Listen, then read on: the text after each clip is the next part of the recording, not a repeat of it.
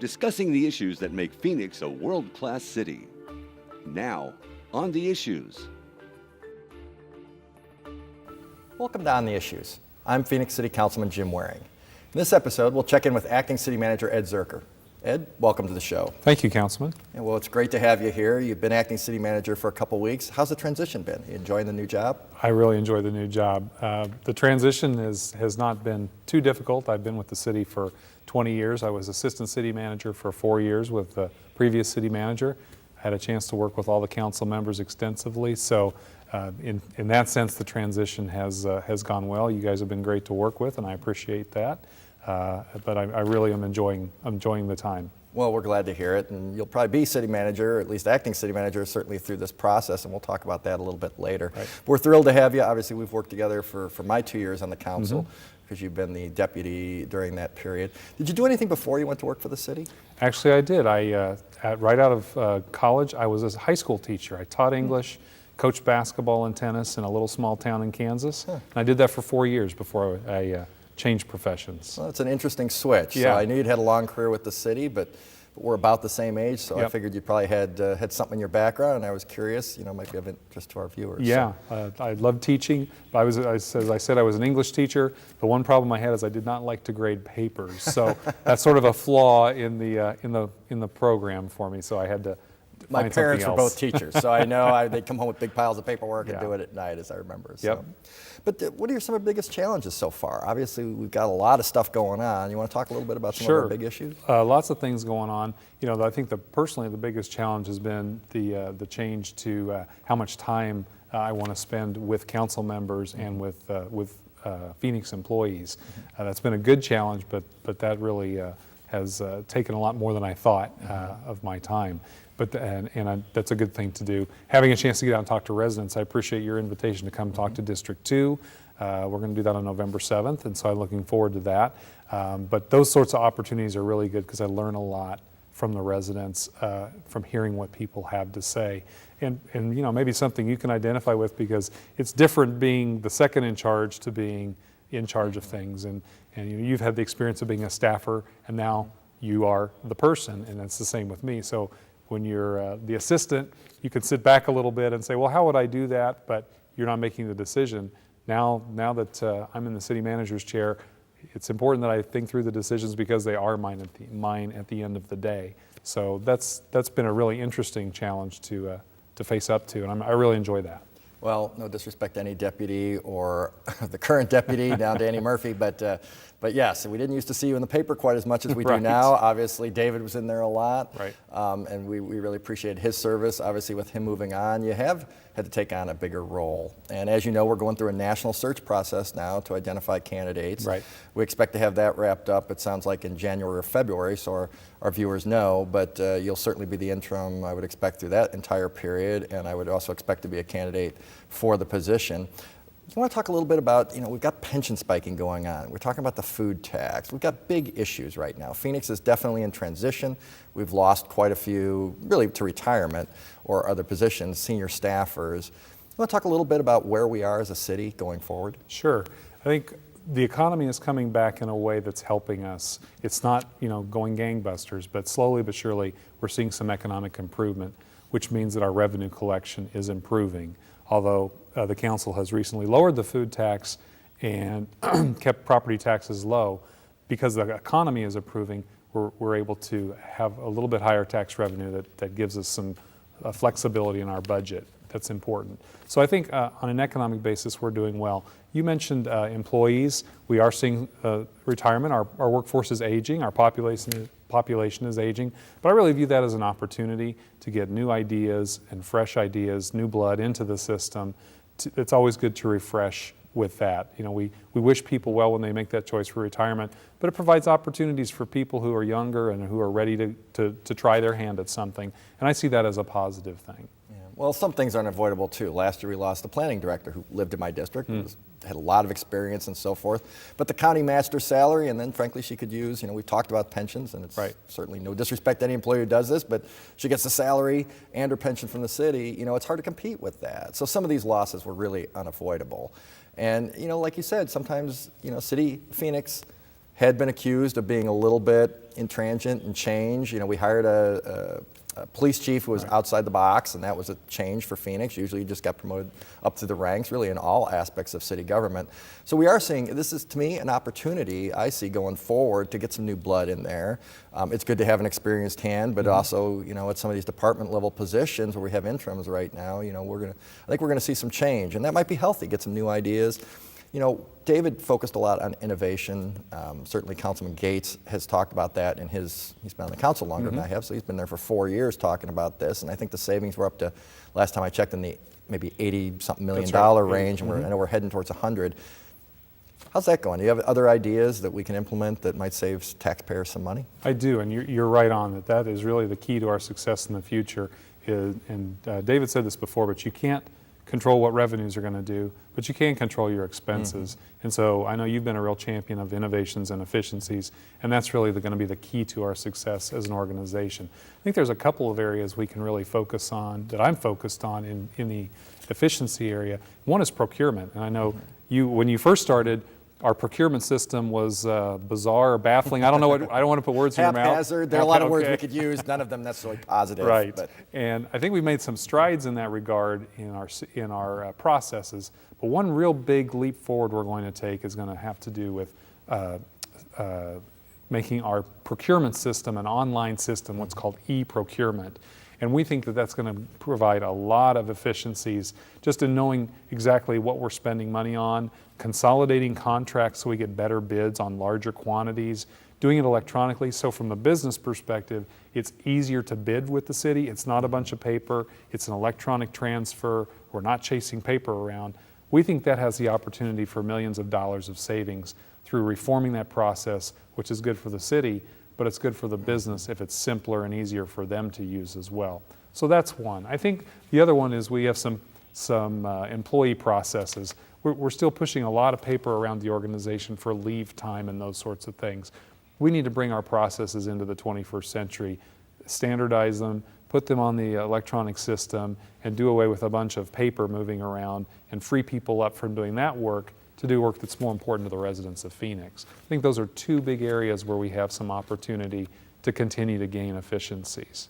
Well, I believe I'm right. I mentioned the planning director before. I think if you wanted to build an extension on your house or you wanted to start a business, I think they said the average, and this shocked me, was 14 trips I think you had to make to City Hall. I seem to remember that number from some of our discussions. And now I think we're trying to reduce it to 1 or 2 because we do need to know that you actually exist and you need to sign some documents. That's right. It's hard to do that online and be confident. But you want to talk a little bit about that? I mean, that is just a wonderful change for citizens and really business owners, and we're trying to attract new businesses all the time here to Phoenix. And that's been the effort and the focus of the council, is to make Phoenix the easiest city to do business in and reduce the amount of running around, the amount of paper.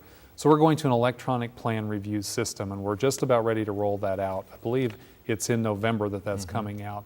So instead of 800 pounds of rolled up papers having to be dragged down to City Hall, it can be sent from a computer to our folks and they can review it online. We also have outsourced some of the inspections and plan review, where we used to hire employees and then the economy would take a dip and we have to get rid of employees. We're going to keep a base number of employees who know the process. And then when we have those rises in activity, we're going to fill that by using outside professionals to help us. We have a whole group of professionals who are self-certifying plans. So if you're a professional architect or engineer and you go through some steps to verify and certify your talent and effectiveness, you can certify some plans that don't have to come down to the city to go through that whole step. It all results in what you said, which is cutting a lot of time off the front end, and time is money when people are starting businesses. You've made that clear, the council's made that clear, and we're really focused on that. Well, it's good for the environment, the fewer trips downtown, the less you have to deal with parking structures and getting lost. Not everybody has the benefit of coming to City Hall every day or having a reserved spot or anything like that. I remember when I was campaigning, and they weren't complaining. They loved being in Phoenix. We're very proud in my district of having the Mayo Clinic really right up the street from my home in District 2. But they said, we had our plans and everything, and we turned them in, and it took 7 months for the city to review. They wanted to put, I think it was a couple stories, and I'm doing this story from memory, but I believe it was like 7 months for the city to turn around the plans, and then 6 months to actually build the 2 stories. Yeah. And they more or less said, we're doctors, not engineers, but it just seems like the Yeah. paper part should have been easier than the actual building. We're trying to address that, and I'm really excited about it. And that's important. One thing, a couple of other things that have just happened in the last little bit. One is we're going to experiment with the idea of using Skype or an electronic technology for people to have their meetings by way of the computer, not coming downtown, as you said. It can be difficult, especially in a district like District 2 that's so far away from the center of the city.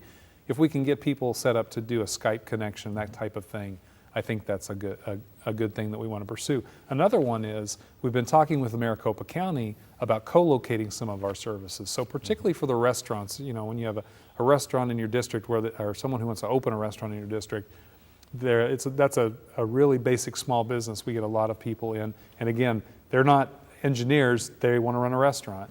And you actually have to go to the county and the city for those permits. There's air quality sometimes, health, and then all the city building codes. We've talked to the county about bringing some of their staff into City Hall so the restaurant owner can go in one stop, get the city and the county all in one place, and they're not having to run back and forth. So those are a couple things we're looking at in the future to continue that effort. Right. Well, and those efforts need to continue, because if we're not doing it, other cities and other states will, that's for right. sure. I can think of, Bill Gates had a great line that I wish I could claim as my own about our parking meters.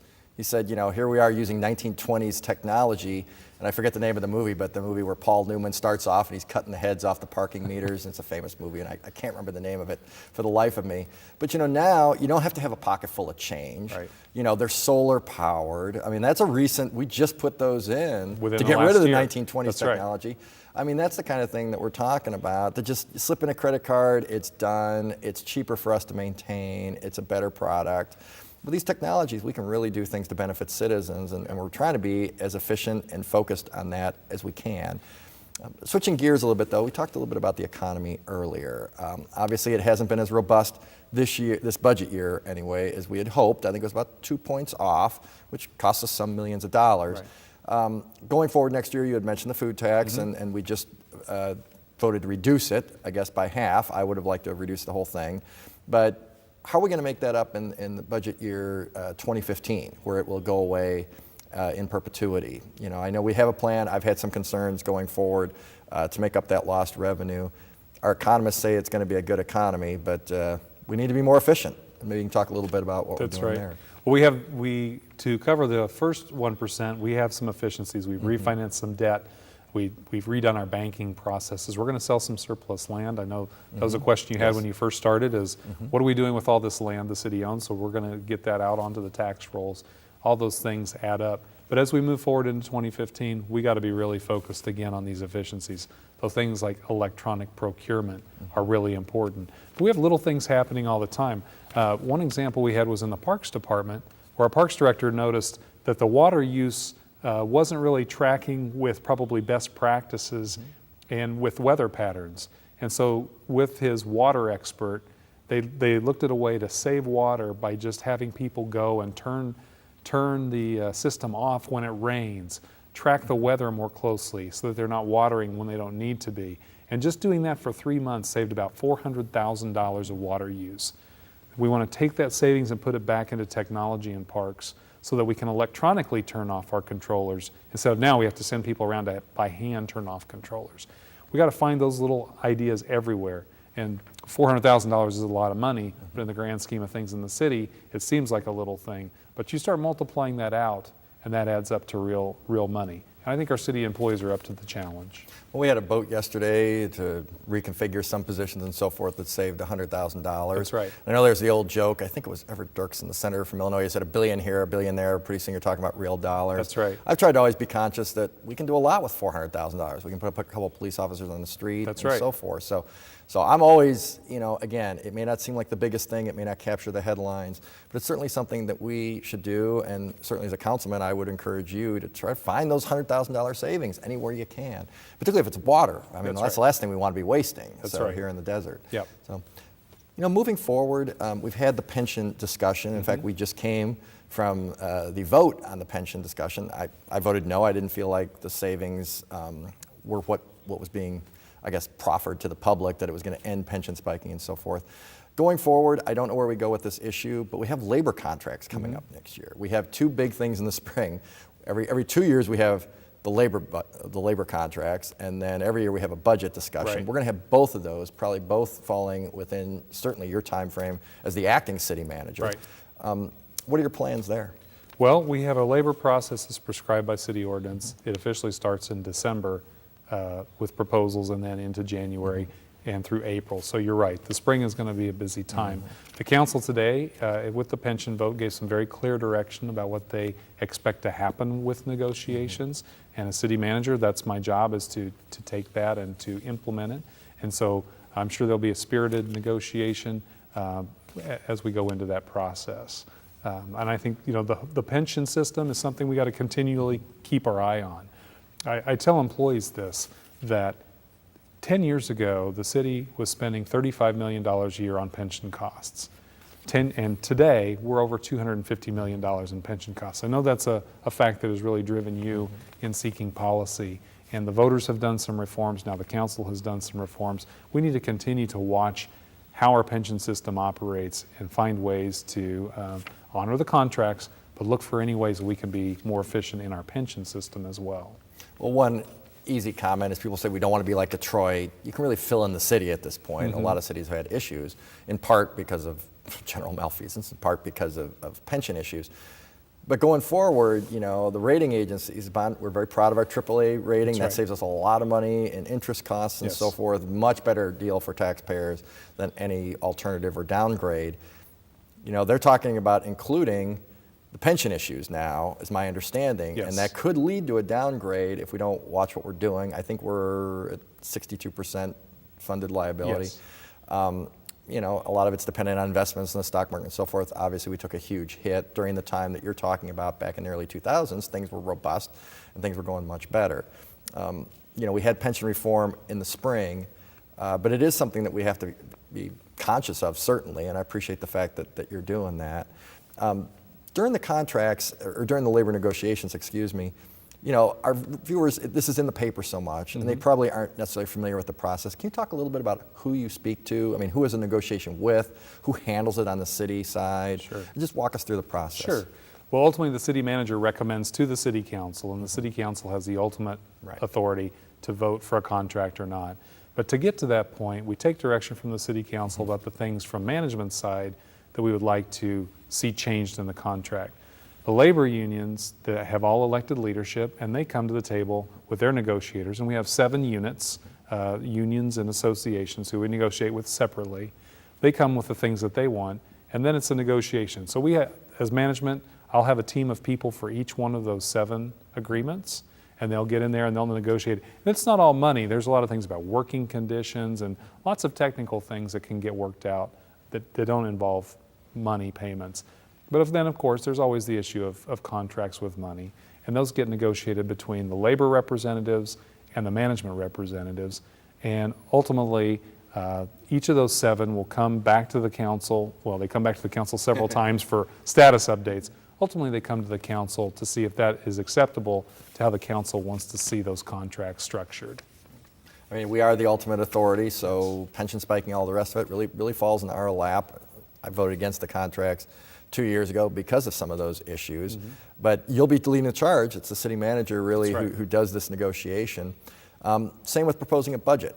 I suspect you will be intimately involved with creating the city budget, even if for some strange reason, if you weren't selected as the permanent city manager and they started, you know, the train will be a little bit far down the track.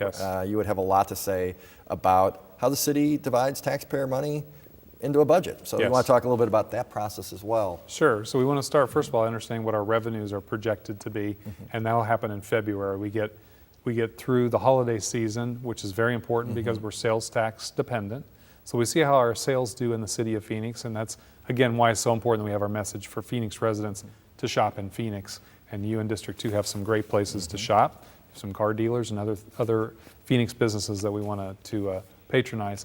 But we look at what our revenue projections are, and then we started actually now. So for the next 4 months, our budget technicians are going through every line of the budget, questioning everything with every department about why they're spending as much as they are and why they're saying that they need to spend something next year.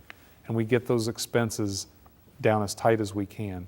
Then we see where there is going to be money available to do more programs, because that's really what the customers want from us, is more and better park programs, library hours, streets, police and fire services, all those things that the general fund supports. And we need to see how we can find resources by saving money with the revenue that we have to add things. We've been able to add some things in the last couple of years, which has been important, and I'm hopeful that we can have some funds to do the same again this year. I'm sure you guys get tired of hearing it at the meetings, but I tend to be somewhat critical of some of our budget choices. They weren't your choices, so take no personal offense. I do not. But going forward, I like to have a robust debate. Obviously, you and I are going out, as you said, you stole my thunder, on November 7th at Paradise Valley Senior Center, just north of 40th Street, or just north of Bell Road, on 40th Street at 6 p.m. So again, November 7th, 6 p.m. You'll be there to answer questions. We're going to have our police commander and our Mario Paniagua, who's been on this show before and runs our budget department. We've had discussions about this with citizens. We haven't always had as robust attendance as maybe we would prefer, but we try to make this process as accessible as possible. And one thing that's really helped with that is and I don't know if this is in actual fact a zero-based budgeting system, but certainly it gives us a chance to see, what did we spend a couple of years ago, what did we spend last year, what are we projecting to spend this next year, how many employees were in this department last year, this year, projected for next year. I found that extremely helpful. That's a new innovation. I think it was Thelda Williams and Sal DeCiccio and Bill Gates who had pushed that. That's been extremely helpful for me. I know no other way at the city because it started my first year, but certainly at the state senate where I served prior to being in this office, we had access to that kind of information. And so I think that's helped out a lot. And hopefully it'll make it more understandable for citizens. Does it help in your role to see that kind of information, have it right there at your fingertips? Absolutely, and you mentioned that the council really brought that forward. And it's good because it helps the citizens understand what choices there are to be made, and it helps me to understand what choices we have. So when I know that it costs this amount to give this police service, and you can compare that to something else, that informs the debate. And as you said, the council has had really good debates in the last 3 years, and that's very helpful to staff to understand where the council wants to be in evaluating those programs. So absolutely, and we want to make it better. I talked about reforming some of our processes before. This is another one where our computer systems, we're getting them upgraded over the next year to where we're going to be able to give even more detail about things. So for example, right now we can't say exactly how much it costs to run one branch, a specific branch library.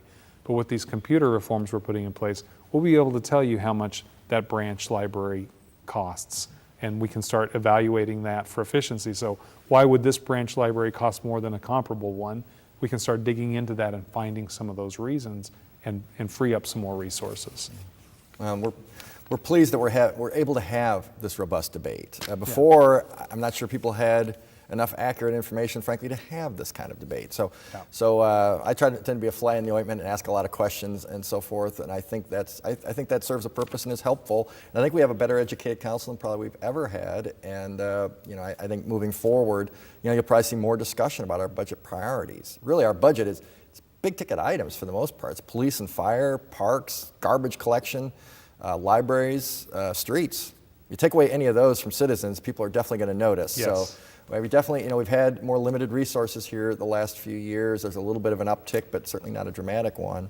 So we're trying to do what we can to use city taxpayer dollars effectively. But we also run a lot of programs on behalf of the federal government. And we just are coming off, for those who are watching on tape, just recently had the government shut down a course and they just started up again. Does that have a potential impact for the city? We've had Congressman Schweikert on, who's done a great job representing our district in Congress, and we've had John McCain on, obviously our U.S. Senator, represents the entire state, on a couple times. Got some different perspectives and a different analysis of what's going to happen, but it doesn't look like it's going to be resolved anytime soon, permanently anyway. And so is there a potential impact to taxpayers who rely on city services from federal shutdown? Sure, there's a couple areas I think that are most affected or that we have to watch most closely, and that's the social services area. So federal programs like Head Start and some federally funded community development programs where big blocks of money come to the city, low income heating assistance or cooling assistance that we give through our family services centers. So we're always watching the flow, and we have to adjust to that with our employees. One of the other ones, though, is going to be interesting to watch is transportation, because a lot of the big ticket items, the freeways or the transit programs that we implement have federal assistance with them. So Department of Transportation funding is one of the key ones that we have to keep our eye on and watch carefully. And what it often means is that the grants come slower. So the project, maybe it'll take us another year to get to finish a project or to start a project a year later than we had hoped, based on the availability of those federal funds. But absolutely, we have to monitor that all the time. Well, I was interested to see how many people stopped me at the grocery store or at the gym or taking my kids to school and said, "Are you working? Are you guys?" I said, "No, city, not federal." Right. So yes, but I knew there was a possibility that different programs could be impacted, and I wanted to give you a chance to highlight those. Fortunately, I don't think we had any impact from this last one. It was relatively short in duration. But, That's right. Just want to reassure citizens that we certainly were at work and on the job, and our police officers and everything, but there is a potential impact. Yes. So, and you, in your role as the deputy, you oversaw our police department. We have about a minute or so to talk about it. You're pleased with the police chief? He's been on the job for, 15, 16 months, maybe a little longer now? Absolutely. You mentioned Chief Garcia came to us from outside the city. That was the first time that had been done in anybody's memory, to have a chief hired from outside the city. And I think it's been good. It's brought some new ideas, some new approach, and some new energy. The chief has a lot of energy, as you know. He's out all the time talking to officers, to residents, and he's really refocused and recommitted the department to serving the public and being professional in lots of ways. So I really appreciate the work that the chief does. I think we have a great police department. They are working harder with fewer people all the time, but they're doing a great job. Crime is generally down in the city. Our calls for service are down, but our officers are really stepping up to the task in responding to calls and being available and being connected to the community. And that's really important to me, that our police department be connected to the community at a neighborhood level and at a personal level. And I think we see that from our officers, and Chief Garcia leads that by example. Well, Ed, I can't thank you enough for everything you do for the city. And thank you. Personally, our office really enjoys working with you, and I certainly do. And we appreciate you coming out again on November 7th at 6 o'clock to the Paradise Valley Community Center. So if you want to come out and meet Ed, we'd love to have you out. And that's all the time we have for this episode. If you have comments or questions, please call my office or visit my website at phoenix.gov/District 2. And we'll see you next time on The Issues.